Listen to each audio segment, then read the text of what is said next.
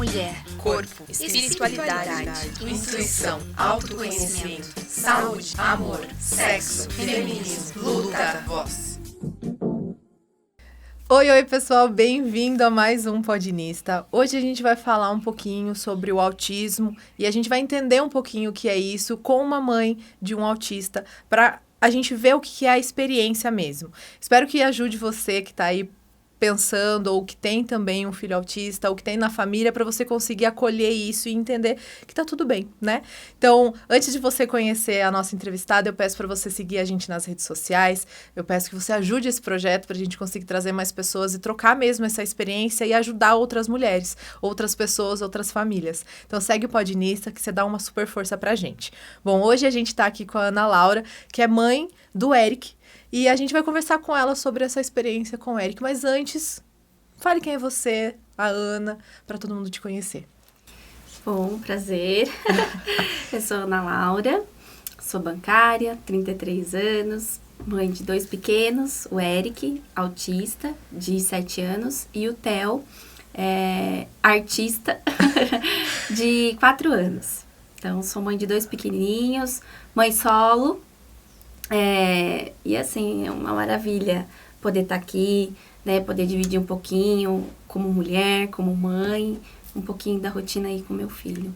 E como que foi assim, vamos começar acho que do começo, como que foi a gestação? O Eric foi seu primeiro filho? Foi meu primeiro filho, né, foi tudo bem na gestação, o parto foi cesárea, porque eu fiquei um pouco com medo do parto normal e tal. Mas foi tudo bem, ele também, os desenvolvimentos, os marcos do desenvolvimento foram bons, assim, ele fez tudo no tempo certo. Surgiu só a ideia do autismo quando a escola me chamou, porque ele tinha alguns comportamentos lá.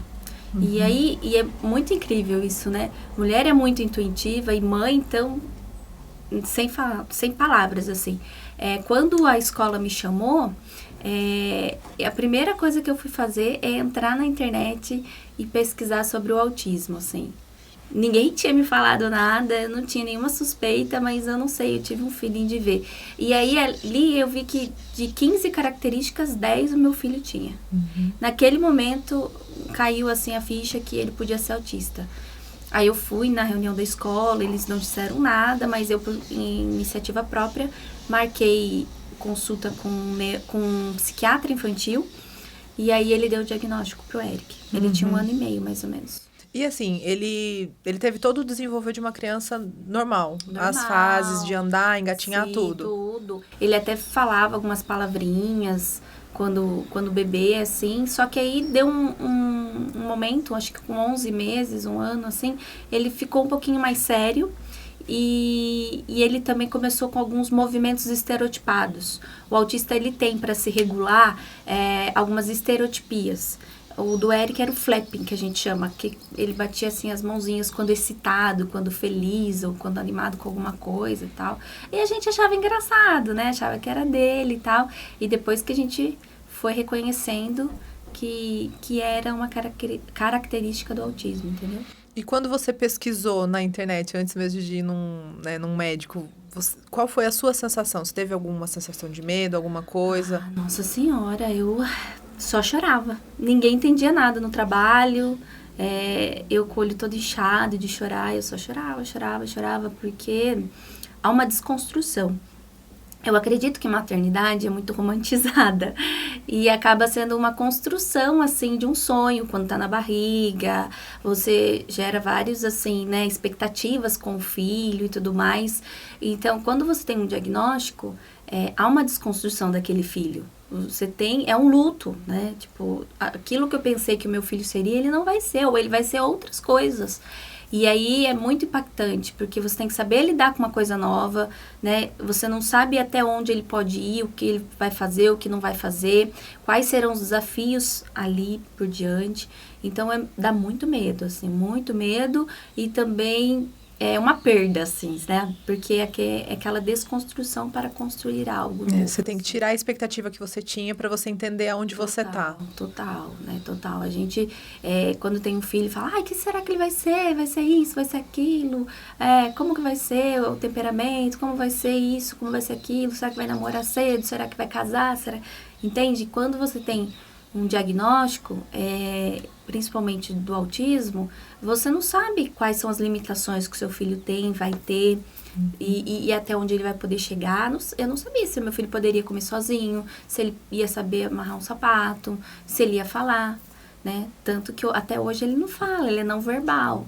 Mas, assim, a expectativa que eu tinha da fala e tudo mais, dele falar verbalmente, isso desapareceu. Porque você já entende a comunicação da criança. Para todos em casa, e até quem conhece o Eric, eles falam que o Eric fala.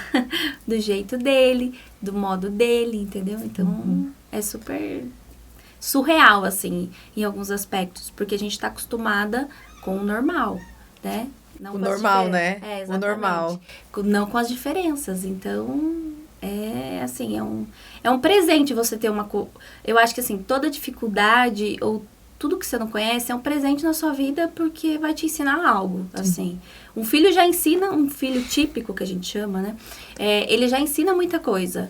Mas um filho especial, ele ensina muito mais. Porque você tem que se reinventar sempre para poder passar o que você quer para o seu filho, para entender o que ele quer falar, né? Eu falo que, assim, é uma comunicação do amor. Muitas vezes você não vai entender por que aquele choro, por que aquele grito, por que aquela reclamação. Mas, assim, você aprende. Há uma conexão ali que você acaba... Você se adapta à forma dele de se comunicar, de agir. Sim. E existe, na verdade, no autismo existem níveis, né? E, se eu não me engano, o autismo, ele atinge mais meninos, é isso? Isso. De 10 crianças autistas que nascem, se eu não me engano, 9 são meninos. Por isso que a gente chama que são anjos azuis, né? Por conta da quantidade de afetar meninos, assim. E é muito louco, assim, porque cada grau do autismo é um. E as crianças do mesmo grau são totalmente diferentes. Elas apresentam características diferentes, eles têm algumas características similares, mas o temperamento é diferente. Às vezes, o grau do Eric é moderado. Existe o leve, o moderado e o grave. E se você vê do subgrupo do moderado, tem verbais, tem não verbal, né? Tem vários tipos de autismo num único grau, assim. Então, é muito doido isso, porque eu acredito que também tem muito a ver com a personalidade da pessoa, da criança e tudo mais. Então, eu tenho... O Eric tem um amiguinho que é um pouquinho mais velho que ele e tem o mesmo grau que ele. Só que ele fala... E ele é super agitado, o Eric já é um pouco mais passivo. Então, assim, não dá pra você classificar, mesmo estando no mesmo grupo, classificar o autismo, sabe? Colocar dentro... Nem nisso tem uma caixinha, né? Nem nisso tem uma caixinha, exatamente. E quando você teve o diagnóstico lá do psiquiatra, quais foram os primeiros passos que você teve que fazer? Pensando até mesmo na dinâmica familiar, assim. Quais foram as coisas que você teve que fazer dentro de casa para daí conseguir fazer algum tipo de tratamento, algum tipo de escola? Como que foi a adaptação? Primeiro eu tive que sair do meu trabalho integral, né? Trabalhei meio período, de uma forma mais autônoma. E eu tive que começar terapias com ele, porque as terapias ajudam a criança se organizar, se entender e também conseguir viver em sociedade. Isso é muito importante. Então, o Eric tinha integração, tem até hoje integração sensorial, que é com a terapeuta ocupacional, que ali ajuda ele no sentir, na parte de desfraude, para ele entender o corpo dele e tudo mais, e também no brincar, né? Como ele brincar de forma, né, não correta, mas de forma que ele possa trocar com outras crianças e tudo mais. Ele teve que passar por uma fonoaudióloga, porque como é muito comum nos autistas a dificuldade da fala ou tardiamente falar, entende? Então, até hoje ele também passa com a fono. Ele teve que passar também com uma psicóloga, né, para até entender tudo isso também. E tem cada terapia do autismo, ele entra vamos supor, num projeto de ensinamento, né? Hoje ele faz um método de ensino, o método ABA. Então, a psicóloga dele, a fono, é tudo pelo método ABA, que é um método que usa um pouco de recompensa para que a criança consiga fazer aquilo, né? Então, por exemplo, o Eric comeu tudo certinho, bonitinho, levou o prato na mesa, parabéns. Se é isso que eu quero ensinar para ele, ele vai ter uma recompensa daquilo. Pode ser um reforço positivo, tipo, parabéns, Eric.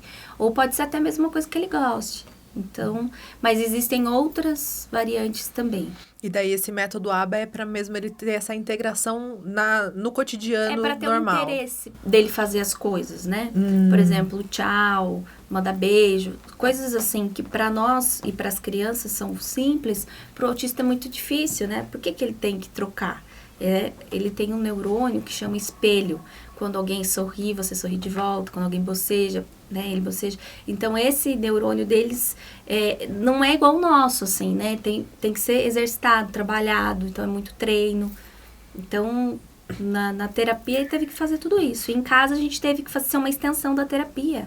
Porque não adiantava nada ele fazer tudo lá e em casa a gente não continuar. Então, eu lembro que quando eu ensinei a descascar uma banana, que era super difícil, quando ele sugou no canudinho pela primeira vez, nossa, eu chorava igual uma doida, assim. Quem olhava falava assim, meu Deus, que é isso? São coisas simples, mas quando a criança tem tanta dificuldade de fazer uma coisa bem simples e ela consegue sozinha, assim... Nossa, você vibra muito, você fica muito feliz, né? Tipo, parabéns, você aprendeu a sugar um canudinho, né? Tem uma vida inteira pra você aprender as coisas, mas isso já é um grande passo. Uma menos. Uma menos, exatamente. E assim foi. Aí pôr roupa, tudo isso, tudo na terapia, uma extensão em casa também. A gente usou muito também quadros para ele entender as rotinas, porque o autista também, ele é muito focado na rotina. Então, ele se organiza nisso. Então, por exemplo, tô indo levar na escola. Eu esqueci uma blusa de frio dele. Tinha que voltar. Nossa, era complicado para ele entender aquilo. Ele chorava. Porque ele já estava com a cabeça de onde ele ia ir. Ele já tinha o cronograma? O cronograma. Nossa! Então, era isso. Facilitar quando... né, tem essas quebras. Então, ele tinha um quadro que a gente falava, agora é a hora do banho, agora é a hora da comida, agora é isso, aquilo, para ele se situar, entende? E isso facilitava ele ficar calmo, ou ele executar as coisas, entendeu? Então, ter o quadro visual para ele era muito importante. E você, como mãe, o que você mesmo precisou fazer para conseguir administrar essa rotina e entender tudo o que estava acontecendo? Então, eu não comecei terapia, coisa que eu recomendo muito, porque eu acho que quando existe isso do diagnóstico, a gente pensa muito em cuidar do filho. Mas os pais, eles precisam ser cuidados, porque, né, isso mexe muito com o emocional, com o psicológico de qualquer pessoa. E na época eu quis arregaçar as mangas e cuidar dele. Então 100% do tempo eu fiquei focada nele. Hoje eu faço terapia, então vejo que, né, a minha relação com ele é muito melhor, eu consigo entender muito mais. Às vezes quando eu fico brava com alguma coisa, eu coloco de castigo, eu faço alguma coisa, ele já vem, se comunica comigo, fala, vamos parar de brigar? Mas como ele fala isso? Eu falo, ele tem o jeitinho dele de falar, né? Então, como mãe, assim, eu acho que eu devia ter feito terapia na época, mas eu fiquei tão focada nele que não usei nada pra me ajudar nesse momento, assim. Eu só fiquei focada nele. E aí algumas outras coisas da minha vida acabaram sendo prejudicadas, né? Eu senti muita falta de voltar para o mercado de trabalho, porque mesmo você empenhada em cuidar do seu filho especial, você precisa também de uma válvula de escape. Um momento seu, né? Um momento seu, exatamente, se cuidar. Hoje eu aprendi a me cuidar, mas quando a gente é mãe, a gente só quer cuidar da cria.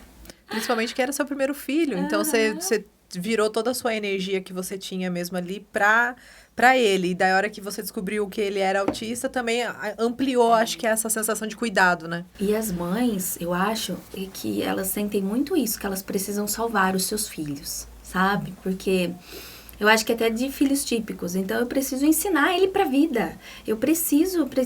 É a minha missão de vida. Eu tenho que mostrar pra ele o que fazer. Então, a gente pega muito isso. E quando é filho especial, mais ainda, eu tinha a missão de ajudar ele a entender as terapias, né? A entender os comandos. Então, isso foi desconstruindo também.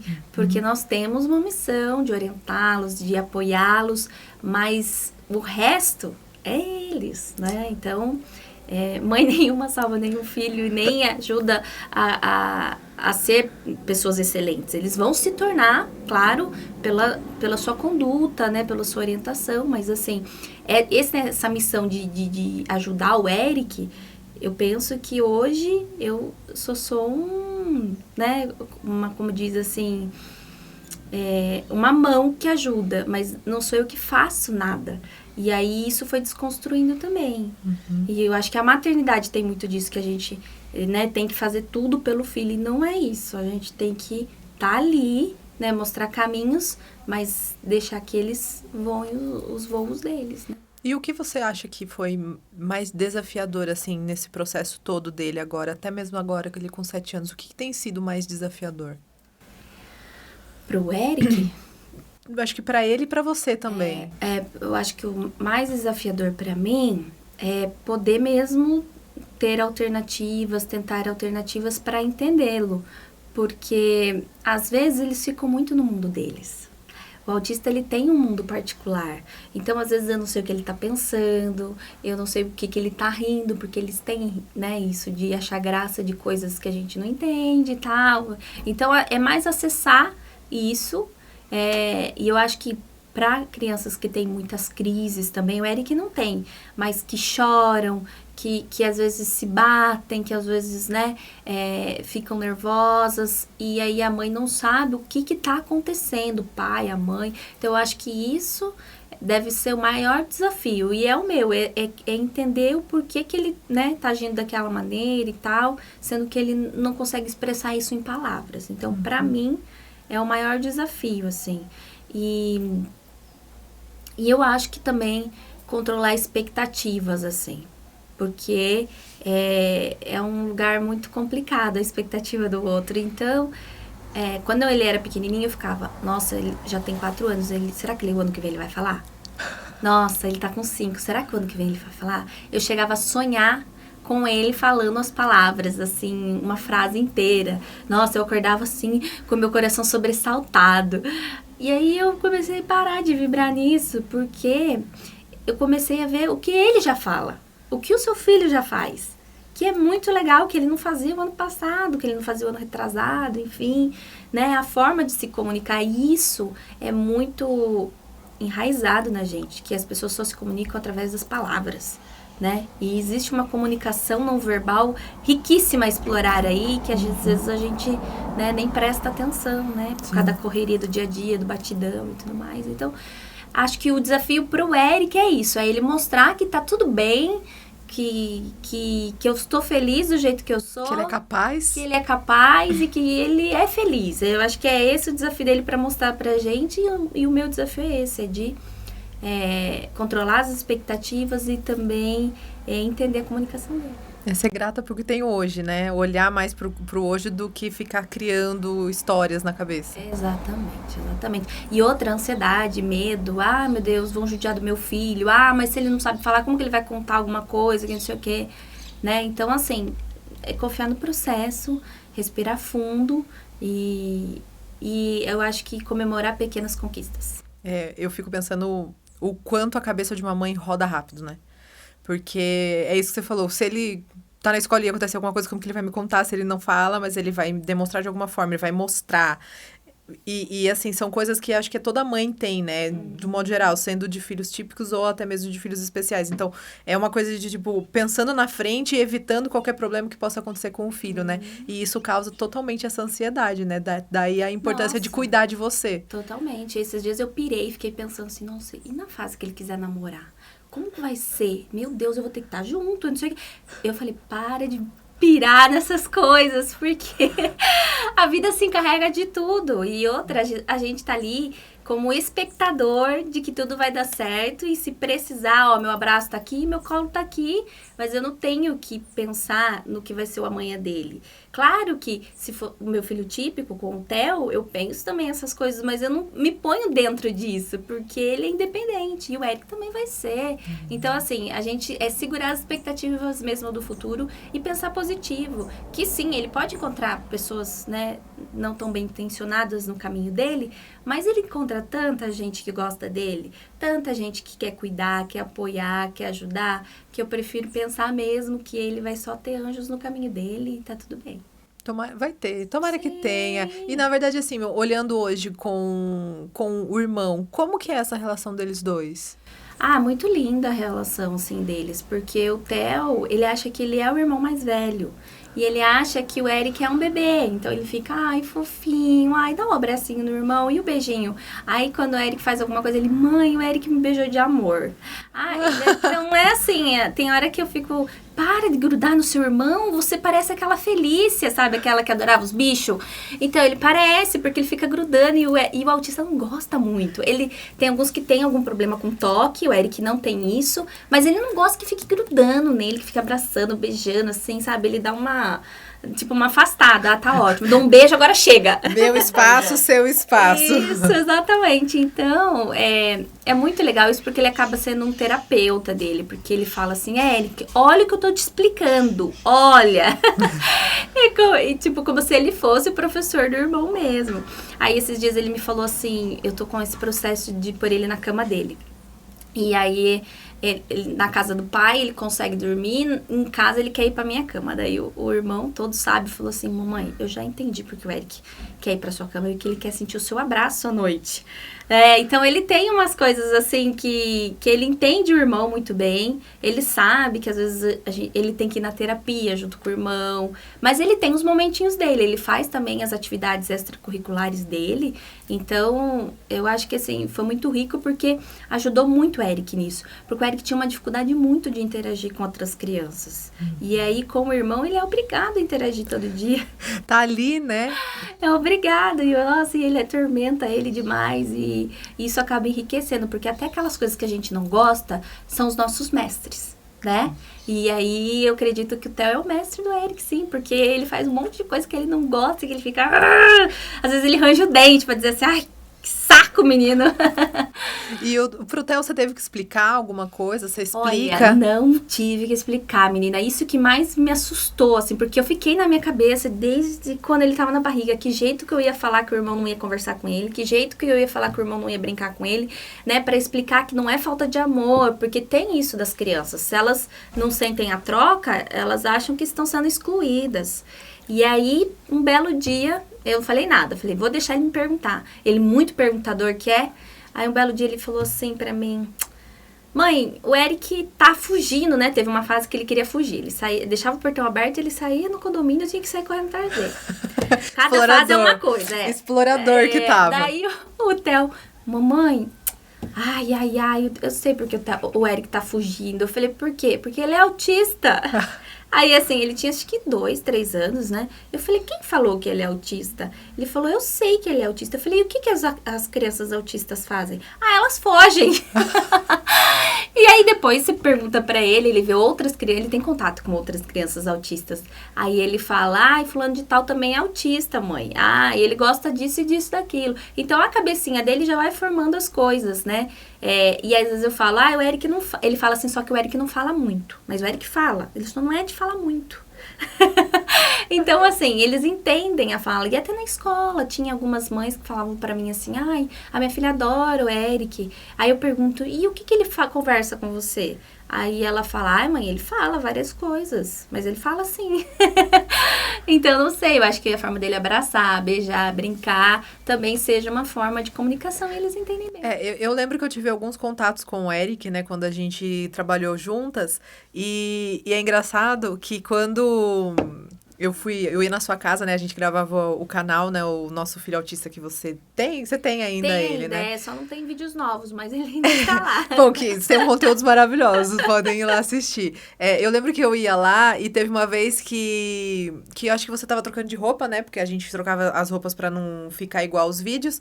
E ele pegou a minha mão, ele me levou até a cozinha e apontou o copo. Eu falei, você tá com sede?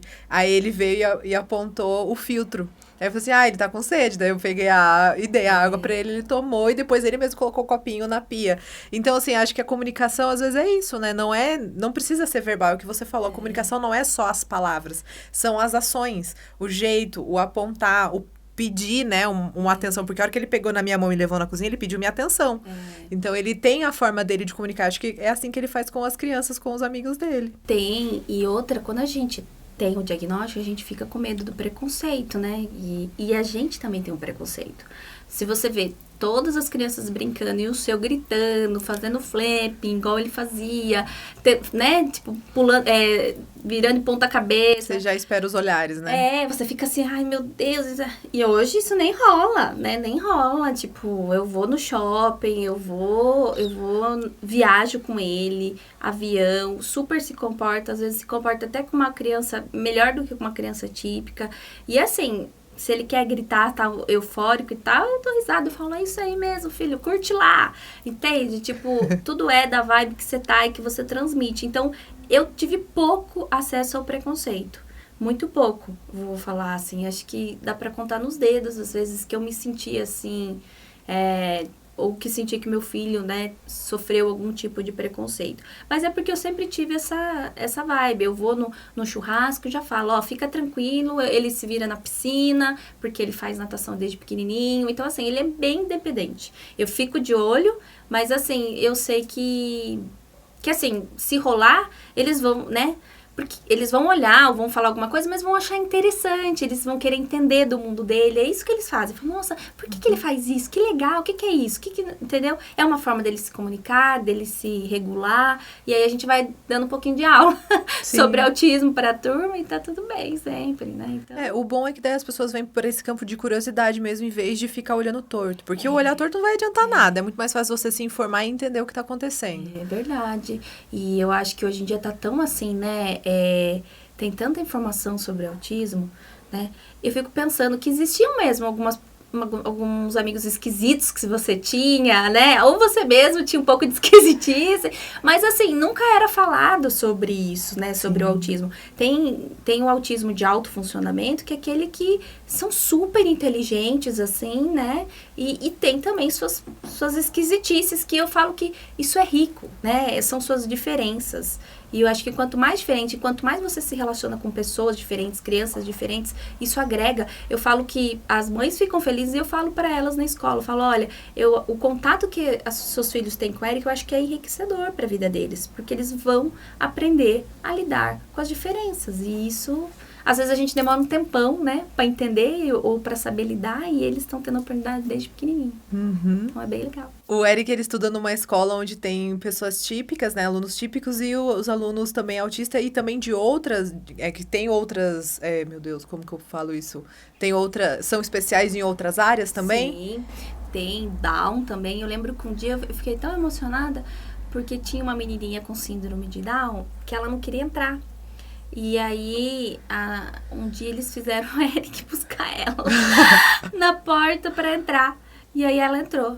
Só que o Eric, ele tem um jeito todo peculiar, né? Ele pega na mão, tipo, vamos!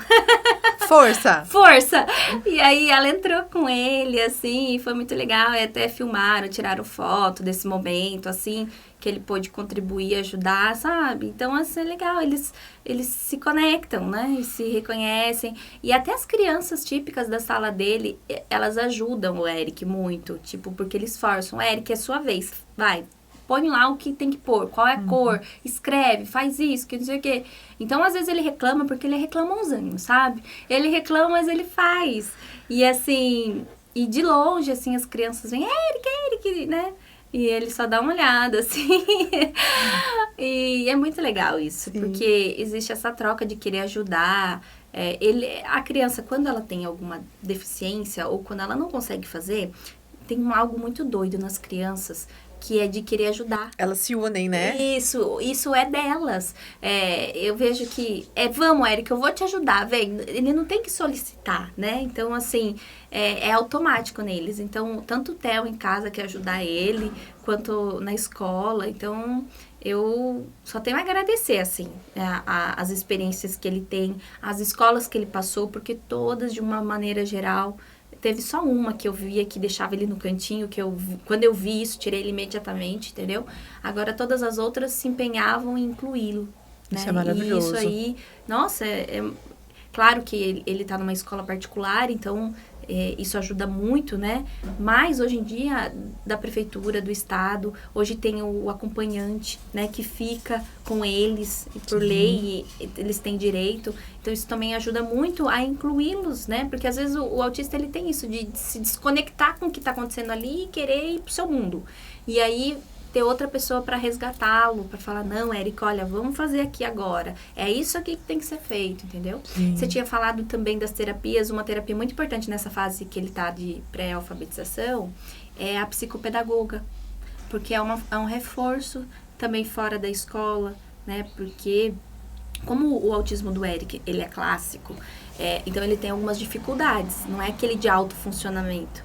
Então, ele tá quase acompanhando a turma dele, mas ainda eu digo que é um ano a 2 anos de diferença, assim. A classe dele já lê, já escreve, né, frases, assim, ele ainda faz as letras. Então, existe esse delay que a gente fala.